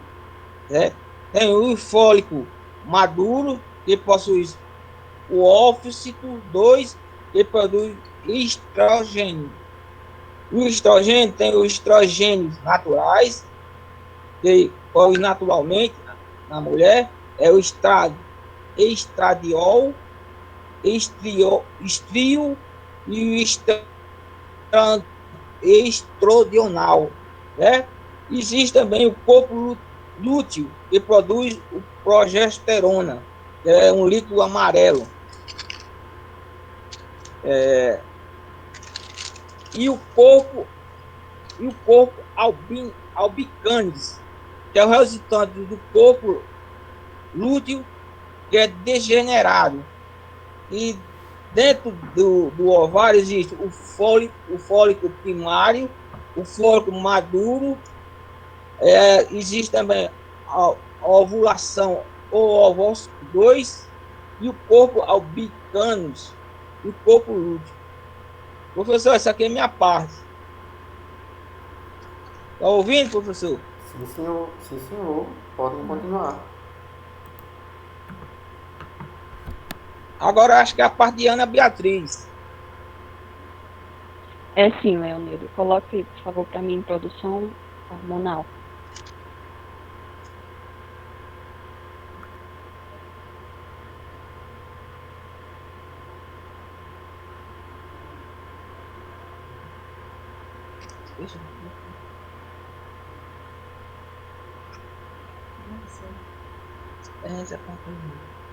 Próximo.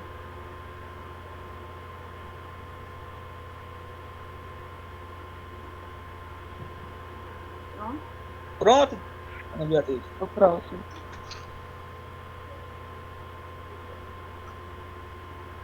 Produção de hormônios ocorre devido ao estímulo emitido pelo hipotálamo, região do cérebro com função de regular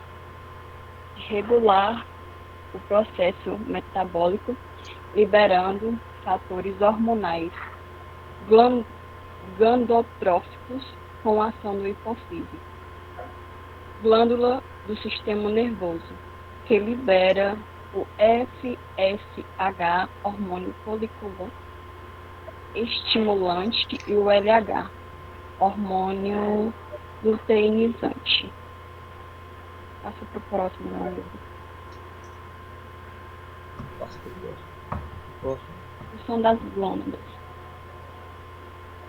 São os testículos no sexo masculino e os ovários no sexo feminino.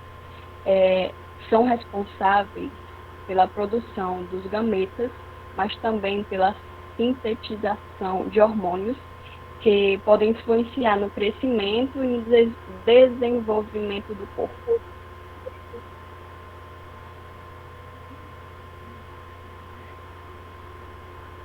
Segue o slide. Próximo.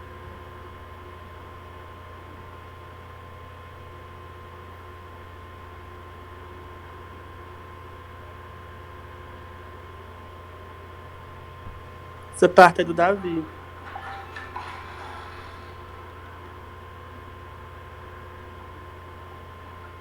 Davi não tá aí não, gente. Eu acho que ele deve estar com um problema de internet. Eu estava notando que ele estava entrando e saindo da aula. Mas a equipe... É a parte da risada. A equipe se dispõe a falar da parte dele.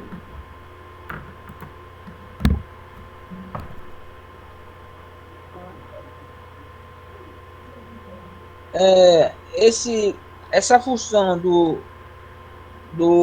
FSH ele é para estimular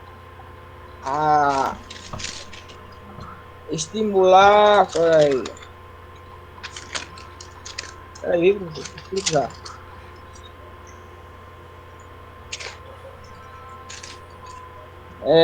Ele estimula o fólico estimulante, certo? Produz pela hipófise, regula as atividades dos ovários, dos testículos. O hormônio fólico estimulante também, FH, né? Estimula a secreção do estrogênio, responsável pelo desenvolvimento e maturação dos fólicos ovários. O LH é um hormônio luteinizante,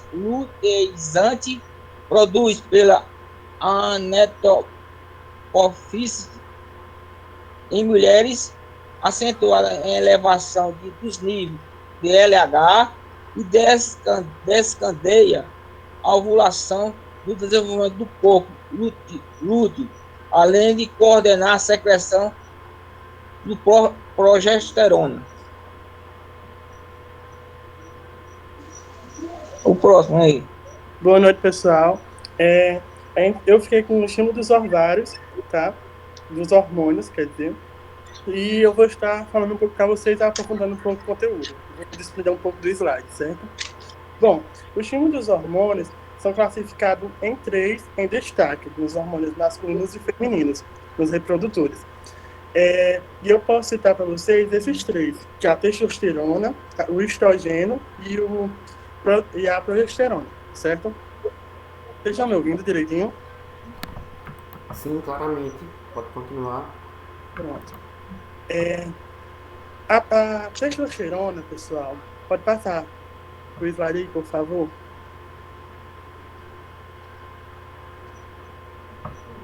Passar. Passa. Isso, pronto. A testosterona, pessoal, a gente vai encontrar mais... Não, volta comigo. A testosterona a gente vai encontrar mais no aparelho reprodutor feminino, para ser mais eficaz para vocês. Ele se encontra nos testículos, certo? E já o estrogênio e a progesterona é no reprodutor feminino, em grande quantidade, na parte dos ovários. Qual é a diferença de um para o outro? Vou explicar um pouco para vocês.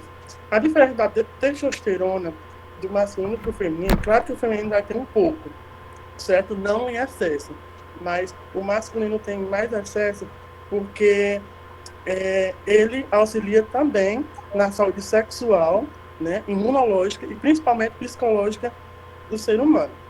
Já no feminino, que o estrogênio e a progesterona, eles são mais altos. Por quê? Porque a progesterona, o estrogênio, ela é capaz, né, de desenvolver os pelos das axilas, os pelos das partes íntimas e do restante do corpo, e o crescimento das mamas, certo? E também influencia no ciclo menstrual. E a progesterona se encontra também nos ovários, certo? É importante ressaltar que a progesterona ela é importante no parto, na dilatação, tá? E ela basicamente dá um equilíbrio na sensibilidade e no inchaço do corpo feminino. O estrogênio, em algumas partes do período feminino, ele fica mais alto. Quais são essas partes? Bom, o estrogênio é mais alto quando a mulher está no início da puberdade ou na gravidez. Há a percepção que está mais alto pelo inchaço e a sensibilidade dos seios, das mamas, certo? Você percebe bastante. E é quando ela está no período do ciclo menstrual, de 5 a 7 dias. Tem mulheres que têm um ciclo menstrual um pouco desregular. Algumas vezes é preciso usar algumas injeções, certo? Passado pelo profissional, e outros remédios ingeridos por via oral, para que isso fique mais regular. O estrogênio. E também nota-se que o estrogênio está alto pela mudança de humor e ocorre na TPM, que é no tempo menstrual da mulher. É importante a gente estar sempre indo ao médico, especialista, sobre os hormônios sexuais. Por quê? Porque às vezes esses hormônios sexuais têm que ser repostos, certo? Em quantidade exata pelas suas deficiências. Algumas pessoas, quando chegam a um certo tipo da idade, perdem alguns desses hormônios. Então, daí, faz alguns exames para saber como é que está, e de acordo com a sua deficiência do hormônio, claro, é reposto esses hormônios para não ter essas deficiências e outros problemas mais na frente. O pessoal acha que quando a gente faz essa questão de troca de hormônios, principalmente da testosterona, causa a famosa, porque todo mundo sabe, todo mundo já ouviu falar, que costumamos falar no mês de novembro, que é o câncer de próstata, certo? O câncer de próstata, basicamente, é pelo aumento das glândulas prostáticas, que faz com que ative as glândulas cancerígenas. Então, é importante a gente estar fazendo essa reposição para que isso não aconteça. Algumas pessoas acham que esse câncer de próstata é pela reposição, mas não, é pela falta. Por isso que é sempre bom a gente estar por dentro de tudo e fazendo esses exames, que é bastante eficaz. Outra coisa que eu posso ressaltar para vocês é que quando a mulher está com o seu estrogênio alto, a progesterona é tipo um equilíbrio para que o estrogênio não ultrapasse da sua medida, da medida correta, que são nos tempos menstruais e nos tempos da puberdade e gravidez da mulher. Então ele fica por dentro do equilíbrio, da sensibilidade dos seios e principalmente do inchaço na mulher. E para aliviar um pouco desse estresse, dessa tensão e do libido também.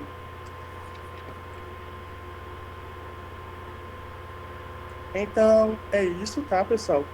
Basicamente, eu aprofundei um pouco sobre esse conteúdo. Espero que vocês tenham entendido um pouco. E qualquer dúvida, pode perguntar.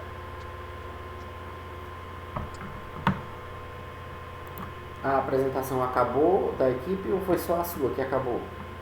Acabou porque tem os outros slides que não passou, mas eu incluí na minha apresentação. Tudo bem. Então, a apresentação da equipe acabou, né? Isso. Tá. Então, pode parar a apresentação aí, Leonildo. E a equipe 6, que é a equipe Nara, Frederico, Matheus e Abel, vão ficar com pâncreas e fígado. Tá faltando o nome de quem? De João Vitor, é? João Vitor. Como é, professor? É porque saiu umas pessoas. É o meu. Aí tá só eu, João Vitor e Matheus. Então, Abel e Nara não fizeram trabalho. Não. Não? Abel não tá em outra equipe, não? Eu acho que ele entrou em outra equipe, porque eu mandei o link pra ele do grupo. Aí ele não entrou também. Não disse nada. Não está em outra equipe. No caso, Abel e Nara não fizeram o trabalho, é isso? Com vocês. Exatamente. Certo. Não, acho que Nara não. Não tô vendo Eu aqui o não nome sei. de Nara, Ai, não. Mas tudo bem, depois eu resolvo com eles. Agora podem começar Tá a bom. apresentação, tá bom? Eu vou compartilhar a tela. Certo.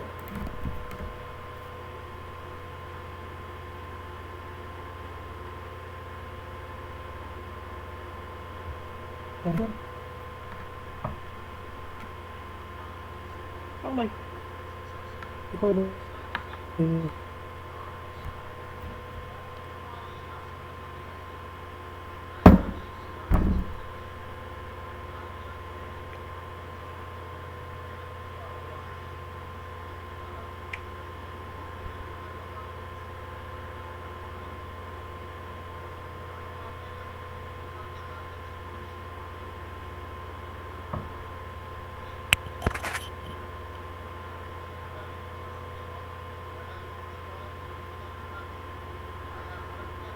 Vale. Tá todo mundo me ouvindo? Dá pra ver? Tá, estamos vendo e ouvindo, Frederico. Oi, gente. Boa noite. Boa noite, professor. A gente vai falar sobre o pâncreas, viu? Os integrantes da nossa equipe é eu, Frederico, Matheus Chagas Pois e é, João apesar Vitor. de eu não ter visto no grupo, que eu nem olhei as mensagens, isso realmente A gente vai. muito perigoso. Eu vou viu? começar a falar sobre Eu acho que a gestão o já perdeu pâncreas, o né? controle Que sobre ela faz muito tempo. o pâncreas é uma glândula alongada, né? Que se localiza na cavidade abdominal. Na nossa cavidade abdominal, tá certo? Atrás do estômago e na visão frontal, que a gente tá vendo aqui no slide, né? Do lado direito. Do lado direito do pâncreas fica o baço, né? Que é esse pretinho aqui. E do lado esquerdo, o duodeno, que é a primeira porção do intestino delgado, tá certo? O pâncreas ele é dividido em 3 partes ou 3 porções,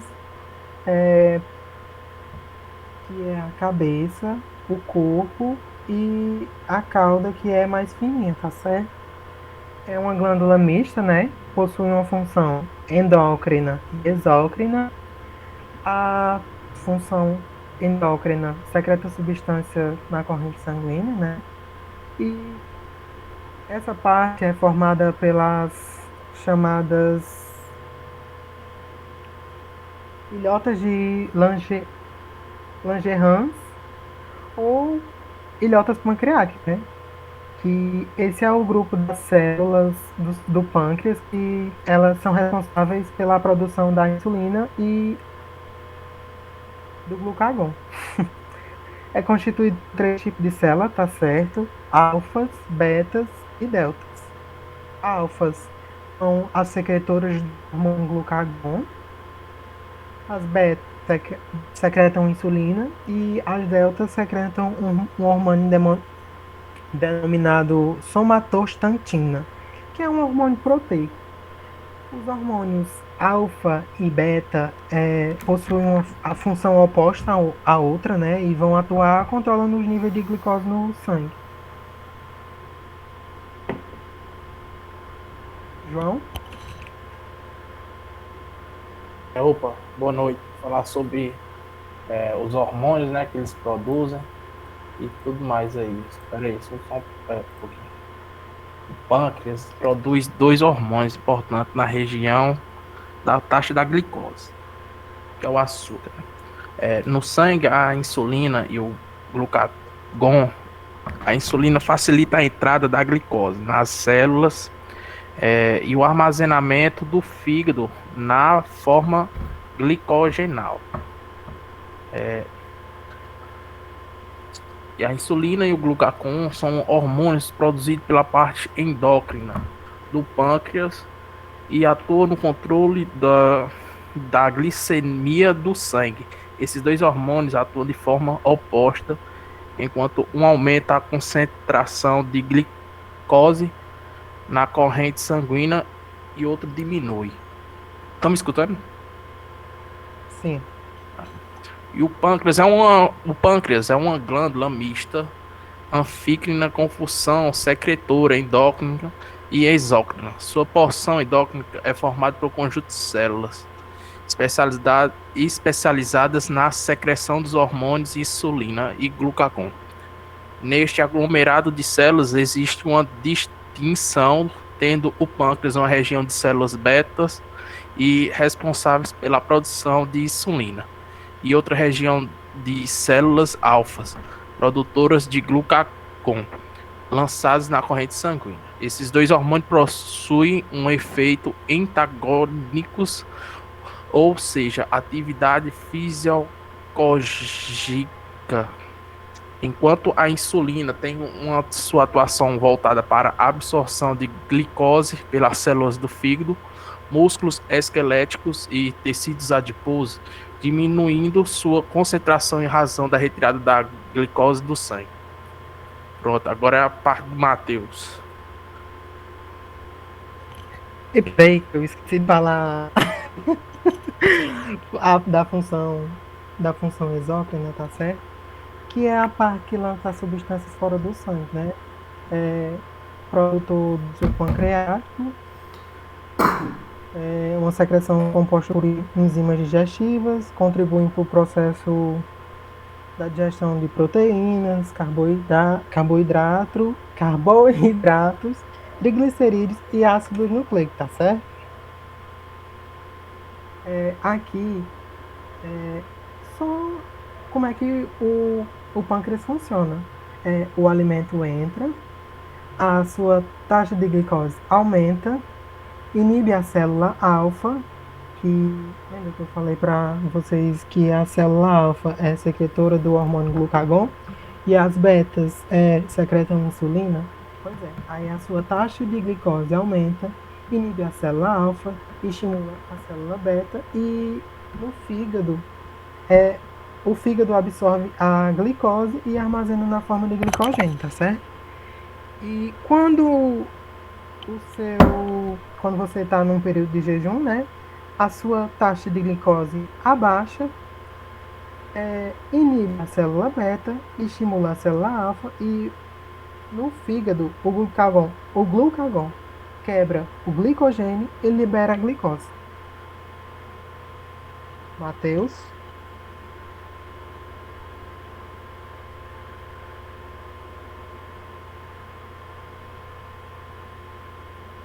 Oi, boa noite, estão me ouvindo? Boa noite, estamos. Federico?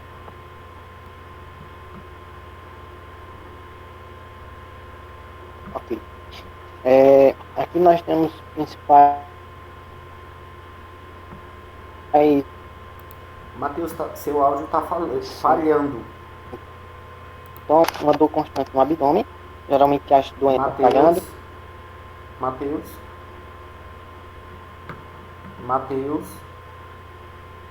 Oi, tá ouvindo? Tá me ouvindo? Tá ouvindo? Seu áudio estava falhando. Tá, agora eu tô. Seu áudio estava falhando.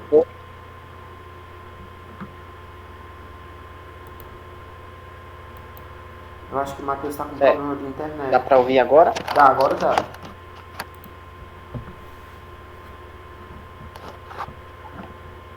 Oi. Oi, Matheus, estou ouvindo, pode falar.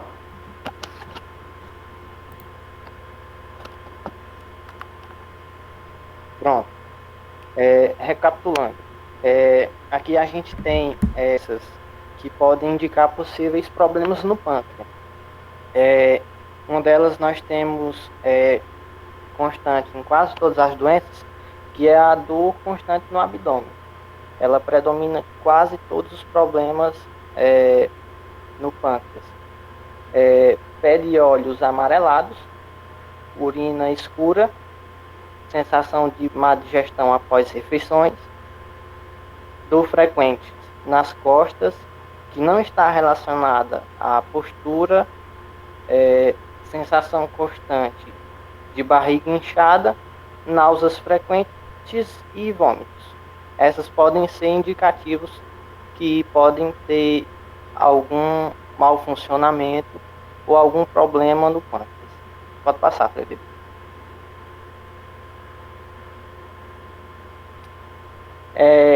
Na primeira doença, eu vou apresentar 3, nós temos a pancreatite, que é uma inflamação grave do pâncreas, que acontece quando as enzimas digestivas produzidas pelo próprio órgão são liberadas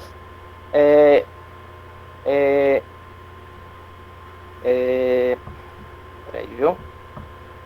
Deu um problema aqui no computador.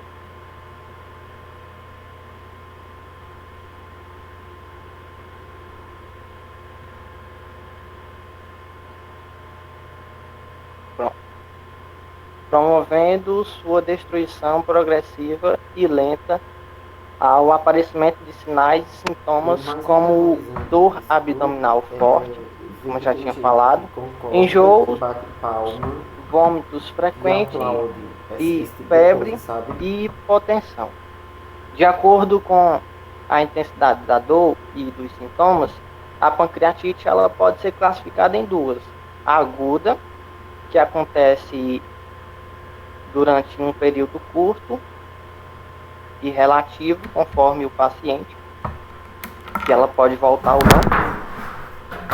E a crônica, que são sintomas que pioram ao longo do tempo, podendo causar danos permanentes e tornando-se o tratamento mais complexo, mais demorado. Pode passar.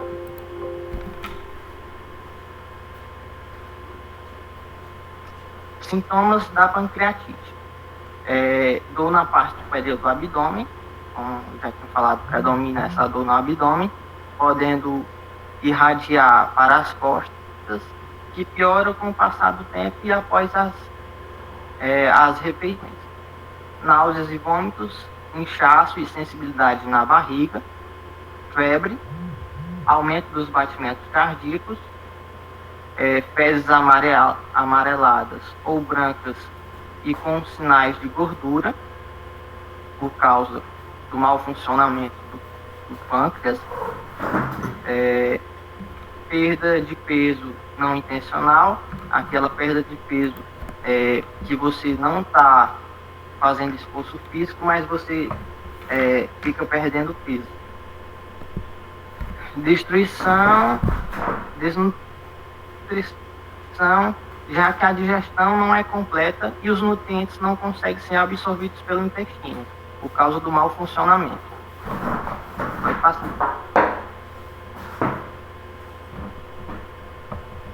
As principais causas da pancreatite pode ser levado pelo consumo excessivo de bebidas alcoólicas que atrapalham o funcionamento do pâncreas, pedras na vesícula, porque ela está ligada por canais à vesícula, fibrose cística, doenças autoimunes, elevados níveis de cálcio no sangue, câncer no pâncreas, como consequência do uso de algum medicamento. Às vezes a pessoa faz tratamento e acaba atrapalhando o funcionamento do pâncreas. Infecções virais, como cachumba e sarampo. O tratamento da pancreatite ele é feito por medicamentos, dependendo da gravidade da pessoa, e ele varia conforme o grau e a intensidade desses sintomas no paciente. Pode passar.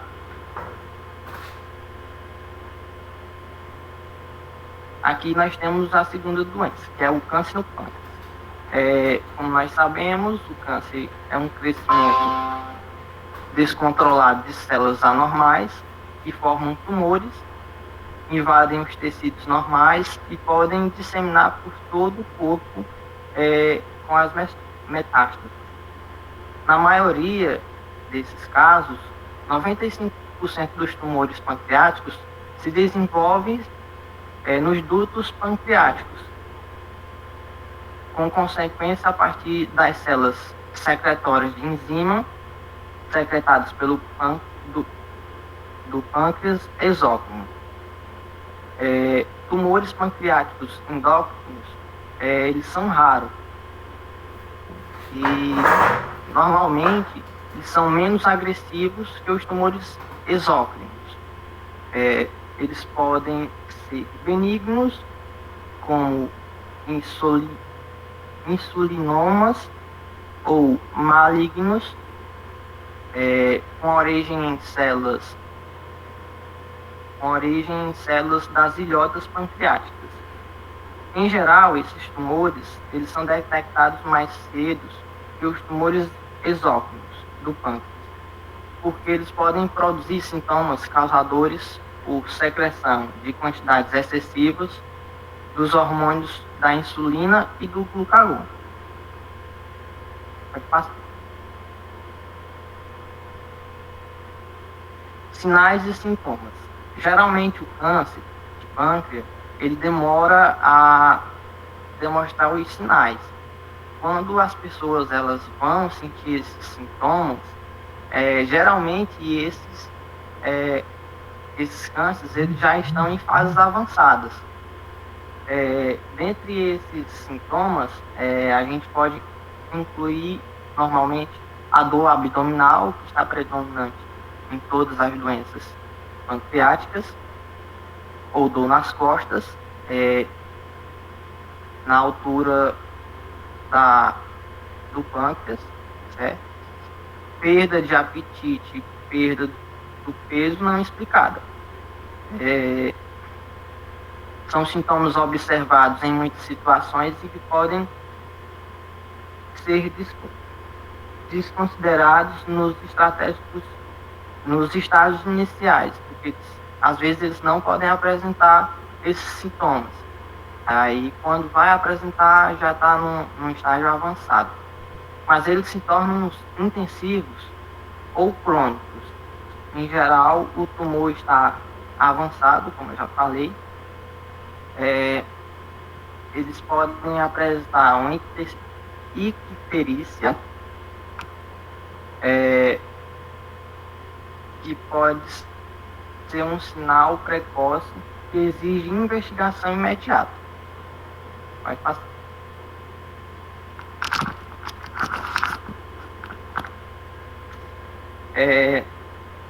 Prevenções.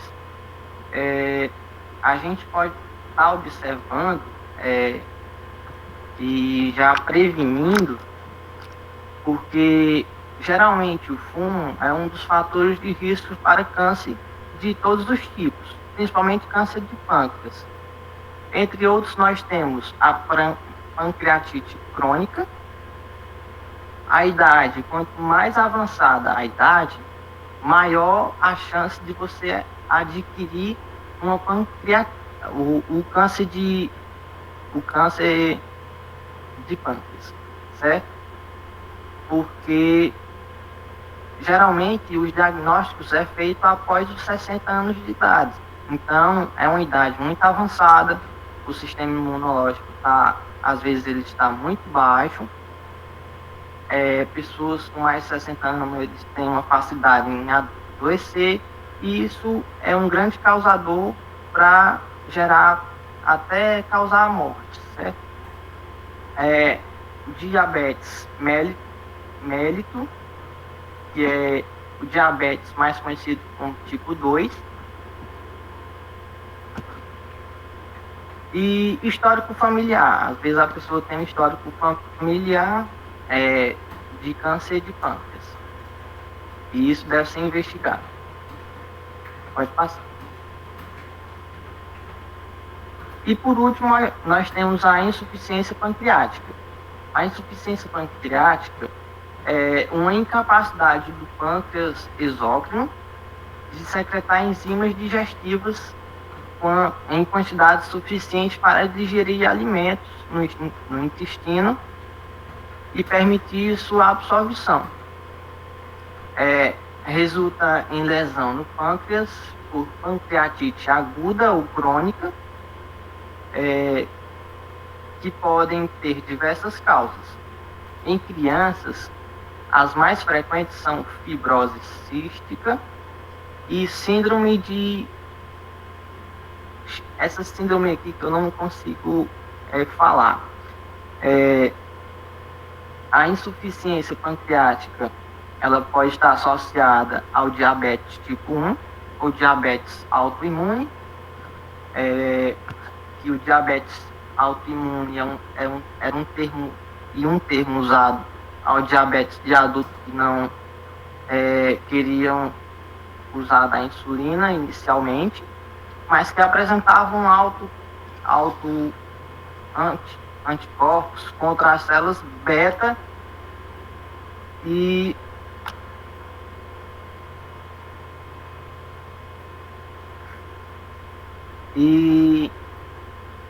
uma progressão mais rápida para o uso de insulina. A insuficiência pancreática causa mal absorção, desnutrição, deficiências de vitamina e perda de peso, ou incapacidade de ganhar peso no caso das crianças. Com frequência está associado à estorreia, que são fezes soltas, com gorduras e com um mau cheiro. Pode passar. Sintomas. Os sintomas podem ser somente uma má digestão, formação de gases e abdômen distendido. Em exames de sangue, eles podem ser detectados e mostrar sinais de malnutrição. Em casos avançados, os pacientes eles já têm sintomas mais severos e sofrem mais com essa doença. Os sintomas que mais apresentam são diarreia, perda de peso e dor abdominal. Pode passar. O tratamento procura-se combater a causa, quando se é possível, para evitar um processo de lesão do pâncreas e controlar os sintomas. Geralmente o tratamento é feito a partir da injeção de preparados que contêm enzimas pancreáticas, com compensar a baixa produção e melhorar a digestão, e podendo ser necessário repor vitaminas, especialmente lipossolúveis, no caso das vitaminas A, D, E e K. Uma dieta pobre em gorduras, mas que ela é rica em proteínas e calorias que ajudam a manter o peso. Em crianças com a síndrome, chama essa síndrome aí, a secreção de lipase aumenta com a idade, por razões desconhecidas. Até hoje a gente não tem a solução dessas razões desconhecidas. Cerca de 50% das crianças mostram uma melhora progressiva da função pancreática e chegam... Matheus, com licença. Eu queria lhe pedir para você dar uma apressada no passo, porque a gente já está um pouco avançado na hora, tá bom? Se você puder dar uma acelerada, eu agradeço. Mas, já é o último slide, eu já terminei minha apresentação. Certo. Obrigado. Ok, muito bem. Parem aí a apresentação, por favor.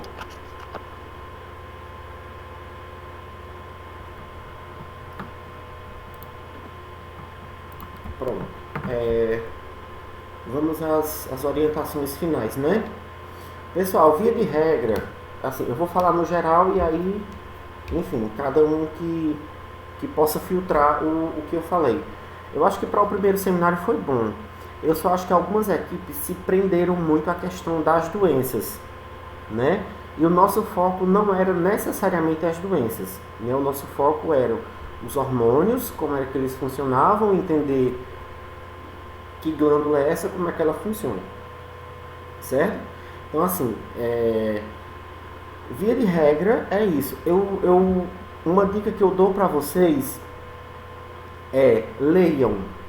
Leiam muito, porque assim, eu percebi que alguns de vocês têm algumas dificuldades em falar determinadas palavras, né?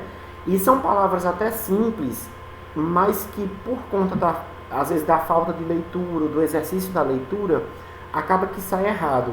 E aí a gente tem que entender que um seminário é também uma apresentação científica, né?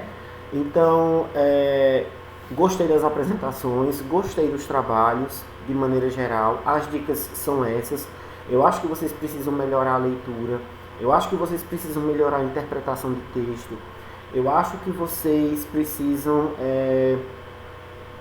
enfim, melhorar essas questões. Eu vou ser breve, porque nossa hora já está um pouco estourada. Orientações. Como eu já falei para vocês, eu acredito que tenha ficado claro, cada membro de cada equipe vai postar individualmente o seu mapa mental lá no espaço da tarefa, onde eu mostrei para vocês no Canvas. Tarefa de casa seminário, na aula do dia 28 de setembro. O ponto final que vocês vão ganhar é um membro da equipe vai pegar o mapa mental, vai postar no Instagram, nos stories do Instagram, vai marcar a equipe, marcar a mim, a Universe e o Instagram do curso de Medicina Veterinária. Por que isso? Para a gente divulgar o nosso trabalho.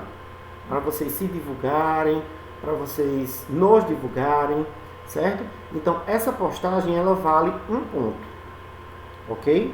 Então, um membro da equipe pega o mapa mental, posta nos stories do Instagram, me marca a universidade, marca o perfil do curso de vocês. E aí a gente vai repostar, certo? Repostarei de todos os que postarem. Lembrando que o prazo para a postagem, tanto do mapa mental no Canvas quanto no Instagram, é até às 10 da noite. Ok? Alguma dúvida em relação a isso? O Instagram do senhor.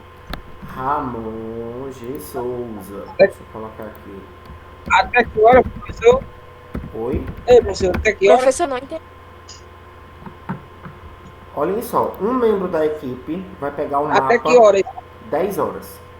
Um membro da equipe, apenas um membro da equipe, vai pegar o mapa mental e vai fazer um story no Instagram, certo? Coloquem a hashtag Medicina Veterinária, coloquem a hashtag Bioquímica, enfim. Vocês vão marcar a mim, marcar os colegas, marcar a Universe e o perfil do curso de vocês, o perfil do Instagram, que eu acredito que vocês já saibam da existência, né? Sabem?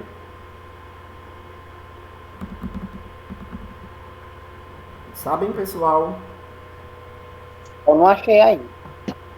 Não entendi, Matheus. Eu só não achei ainda o Instagram. Acho que é MedVet Universe. Procura alguma coisa assim. É porque tem dois. Eu acho que quando o João foi fazer, ele errou. Isso, tem o MedVest, que eu acho que não rola, e tem o MedVet. Deixa eu procurar aqui. O oficial que É o funciona, acho que é MedVet. um dois. Deixa eu procurar aqui, viu? Eu acho que ele nem reposta nada, né? Ele repostou o da manhã porque eu mandei. Ei, professor. Oi. Aí, um que postar da equipe, todos ganham. É um ponto. Isso, porque você vai postar e vai marcar os coleguinhas. Ainda bem Aí que tem que foi o João repostar, né? Vitor- Isso. Ainda bem que foi o João Vitor que perguntou e não fui eu. Pronto. Entendido, né? O material da aula de hoje é pequeno, é pouco. É um slide que vocês vão ver pra gente trabalhar ele semana que vem. Vocês vão ver esse material.